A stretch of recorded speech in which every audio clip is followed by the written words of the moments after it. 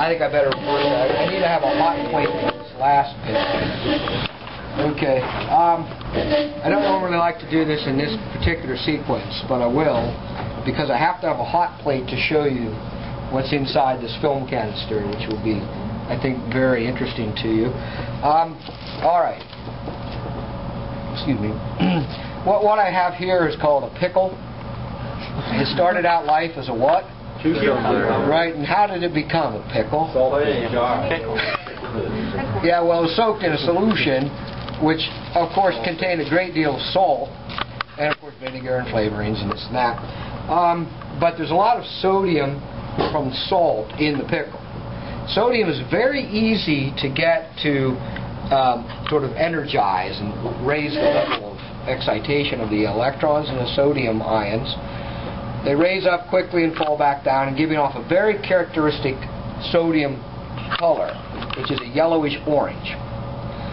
So we have various ways of activating these things. You know, I could probably try to stick that pickle in a Bunsen burner flame, but you know, I have another way of doing it. What we'll do is we're going to stick these two forks into the pickle. These are going to act as electrodes. Okay, and make just a little bit of distance in between them, and we lay them down like this. You notice I have two alligator clips on there and a plug. So I'm always a little nervous when I plug this into the wall socket, because I fear I might blow the main and the city will go dark or what have you. But we'll turn off the lights here in a second. What you're going to see is electricity, of course, will flow through the pickle, and it'll conduct through that pickle because of the salt. And it'll activate the sodium ions, and the pickle will begin to glow. And it'll glow the characteristic yellow-orange of the sodium spectrum. Okay. And there's a downside to this, especially for you folks right there, because you're sort of downwind. The pickle dies a pretty violent death here. There's a lot of steam. There's a lot of pickle smoke. And it stinks really bad. So if you don't feel ashamed if you need to step back away from the pickle, as it's in its death throes here, as we'll call it. Alright, ready? Here we go. Okay, plugging it in. You'll see it's starting to hiss, and then all of a sudden, there it is. There's the characteristic coloration. Okay, and you can see the smoke and the steam and the screaming of the pickle. You can hear, you know, as you would be screaming if you were connected to those electrodes as well. How many volts would that be? Well, it's 120, 115 volts. It's house current. 60 amps. Oh yeah, absolutely. You definitely would not want to come in contact with those two forks at this time. I can't smell it yet. Well, actually, we're down for some weird reason, it came my way. I think I'm being punished. That'd be karma or something. Anyway, so right now, of course, the pickle's very hot. Let me preempt you guys. No, you can't eat it. There's always somebody who wants to eat the pickle. Like burning. It's about a 4-year-old pickle for one thing. Like burnt pickle. Secondly, it's not sanitary. I have no idea, you know, what was on that watch glass before the pickle made it sanitary. Can you do that from like a fresh pickle? Can we do it with what? Right out of the jar. Sure. Yeah. Sure. Absolutely. But what you can, we've tried it in various things actually. Somebody suggested one time, will that work for the lemon? The answer was no, it didn't work.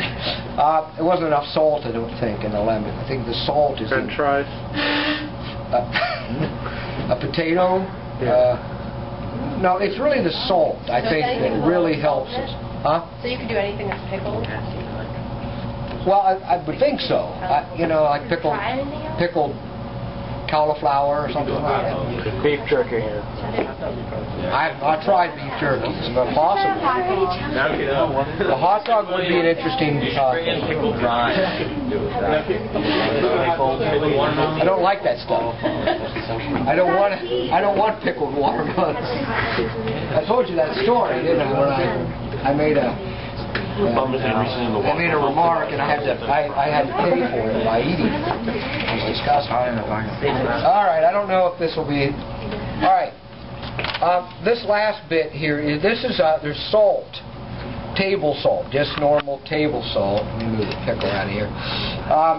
In this film canister, I got it at Penn State, where they have a reactor, a nuclear reactor. And what they did was they took salt, table salt, and exposed it to 300 kilorads of gamma radiation. Now, if you remember your spectrum, the gamma is the down there on the very end with a very, very, very small wavelengths, very high penetration power, and it changed the salt forever. Well, not forever, just until I got a hold of it. But look at this salt, now, and I guarantee you look at that and say, that's not salt. You'd probably put $1,000 on this and say, that's not salt. Because look. That's salt. Does that look like what you normally is in your shaker at home? Yeah. What's different about that? The color. It's different color. It's, yeah. I pretty much can guarantee the salt shakers at home isn't orange.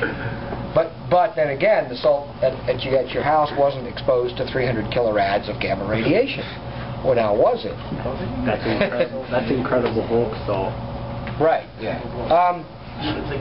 So what happened? The explanation is that the electrons in the salt crystals are now in a higher elevated state. They're in an excited state, and for some mechanism they haven't fallen back down. So we have to dislodge them. And here comes the hot plate concept. If we put the salt on the hot plate, kinetic energy is imparted to the crystals, right? Heat and kinetic energy. And they'll move around and dislodge the excited electrons. They'll fall back to ground state. What should we see? Light. We should see an emission of light, that's correct. And also, what should the salt look like after? It should go back to a ground state salt, which is what you're used to. Can you eat this? Yeah, sure, you can. But, I mean, I don't know the sanitary conditions of it, but it is not radioactive. Just because something's been exposed to radiation, it's not radioactive. If you got sunburned at the beach, do you come back radioactive? No, not radioactive. You've been burned by radiation, but you're not radioactive. Okay. So people often think, you hear people say, oh, you're glowing, only emitting radiation. Okay. All right. All right, now you want to gather around as close as you can to see this. And we want to block out the light. So just